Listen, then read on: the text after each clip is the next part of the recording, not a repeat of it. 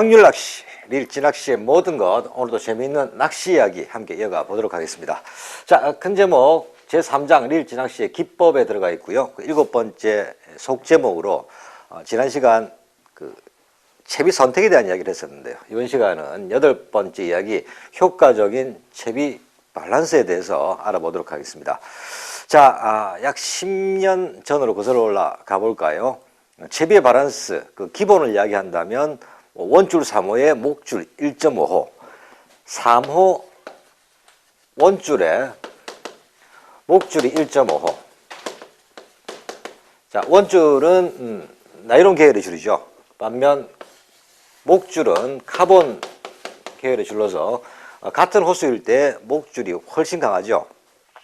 자, 그렇다 보니까 목줄은 3호 정도로 두껍게 쓰고 원줄은 3호 정도로 두껍게 쓰고 목줄은 1.5호 정도로 낮춰 서서 미끌림이 생겼을 경우 채비 손실을 줄이기 위한 방법으로 아래 위에 호수를 조절을 했었습니다. 자, 3호 원줄에 1.5호 목줄이면 웬만한 미끌림에서는 원줄이 터지기 전에 목줄이 끊어져서 그 위로 채비 위로 달려있는 찌와 수증기 등을 보호하게 되는데요. 이것이 채비 밸런스의 목적이고 기본이었습니다. 자, 10년 전이나 10년 후나 낚시 용품들 정말 큰 발전을 하고 있는데요. 그렇다면 채비 밸런스도 바꿔야 되겠죠. 물론 채비 밸런스라고 하는 것은 낚시를 하는 사람마다 느끼거나 기준을 잡는 게 조금씩은 차이가 있을 텐데요. 오늘은 제가 생각하는 낚시 채비의 밸런스에 대해서 이야기를 이어가 보도록 하겠습니다.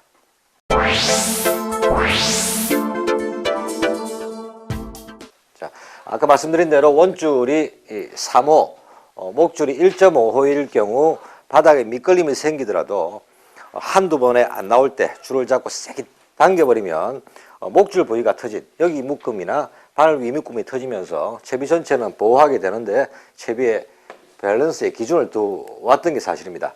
자, 하지만 이 낚시라는 것, 원줄을 한 단계 낮춰서 2.5호 원줄만 사용하게 되더라도 똑같은 환경일 때 2.5호 원줄이 3호보다는 훨씬 낚시 동작에서 유리함을 주게 되죠.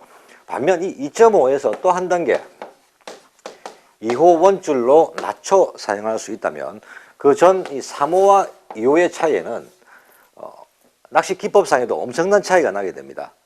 어제 앞 시간에 말씀드린 대로 채비 캐스팅 이후 포인트에 떨어진 찌가 조류나 또 외부 영향, 바람에 의해서 밀려나는 거리가, 포인트를 벗어나는 거리가 거의 배 차이가 나게 될 텐데요. 따라서 전문꾼들은 가면 갈수록 원줄을 낮춰가는 그런 낚시를 하게 됩니다.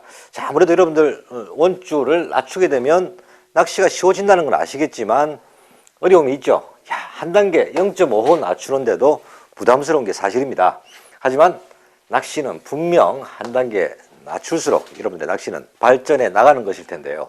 자, 그렇다면 여기서 제가 생각하는 채비의 밸런스 한번 눈여겨봐 주시기 바랍니다. 자, 채비의 밸런스라고 하는 것은 사실 원줄과 목줄에 연결된 채비만을 이야기하는 것은 아니죠.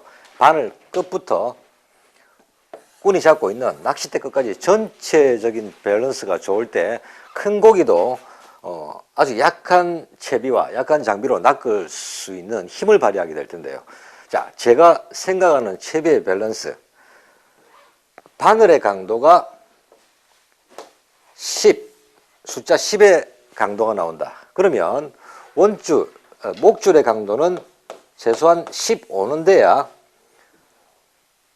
목줄이 끊어지기 전에 바늘이 펴지는 것이겠죠. 자, 그렇다면 목줄 강도가 15일 때 원줄의 강도는 한 20 정도가 돼야 될 것이고, 그러면 20 숫자가 높은 만큼 강하니까 원줄이 터지기 전에 15 작은 목줄이 터져줘야 되는 것이죠.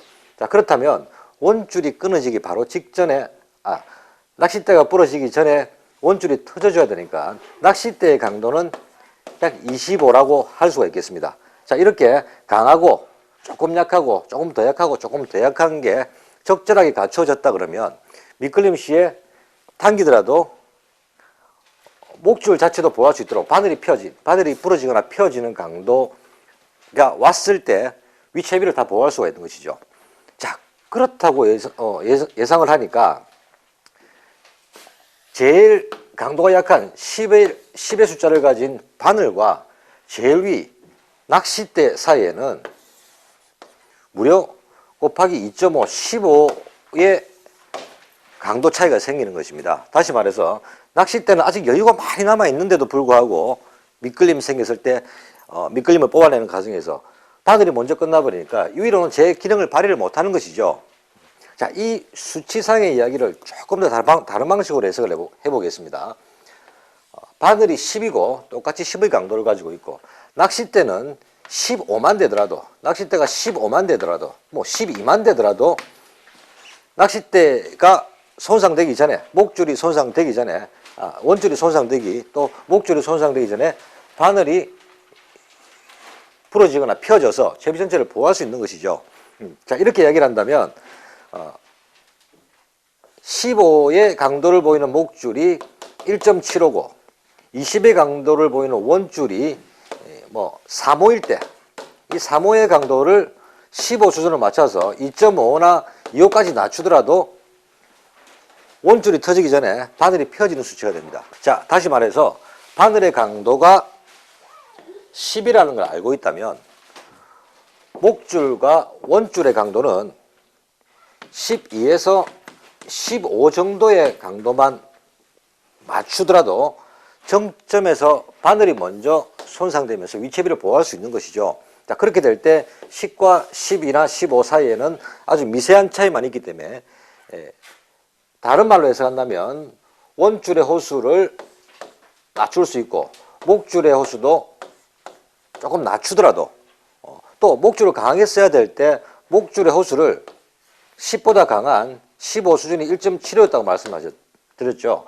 여기서 3호 원줄을 써야만 밸런스가 맞았는데 목줄보다도 오히려 원줄의 강도를 원줄의 굵기를 낮춰서 1.75 목줄에 2호 원줄을 썼을 경우 원줄보다 목줄이 강한데도 불구하고 그 전에 바늘에서 먼저 데미지를 받고 바늘이 펴지거나 부러지기 때문에 훨씬 얇은 원줄을 사용할 수 있다는 결과가 됩니다. 자, 이 말 여러분들 조금 복잡한가요?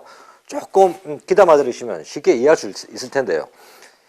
한마디로 정의한다면 채비 전체, 릴 진학시에서의 채비 전체 제가 생각하는 이 밸런스의 기준, 그 기준은 바로 바늘에 있는 것이죠. 이 바늘에 대한 특징, 자기가 사용하는 바늘에 대한 특징을, 강도와 특징을 잘 알고 사용하게 되면 이 바늘이 10의 강도를 가진 거다. 이 10은 2호 원줄일 때 밑걸림에서 쭉 당겼을 때 바늘이 이 2호 원줄이 터지는 게 1.2 정도였을 경우 12의 강도였을 경우 원줄이 정점에 터지기 바로 정점에서 바늘이 먼저 펴지거나 손상이 온다 그러면 그 위채비는 전부 보호하면서도 3호의 두꺼운 줄을 쓰지 않고 얇은 줄로도 채비 조작을 아주 쉽게 가져갈 수 있는 것입니다. 자, 정리합니다. 바늘의 강도를 본인이 사용하는 바늘의 강도를 10을 기준으로 했을 때 목줄과 도래죠. 찌가 될 것이고 목줄과 원줄은 10보다만 높은 강도를 준비하신다면 원줄이 2호일 때 목줄을 오히려 언밸런스하게 3호를 쓰시더라도 잦은 미끌림에서도 채비 전체를 잃지 않고 바늘로만 밸런스를 잡을 수 있는 그런 채비가 될 수 있다는 것이죠.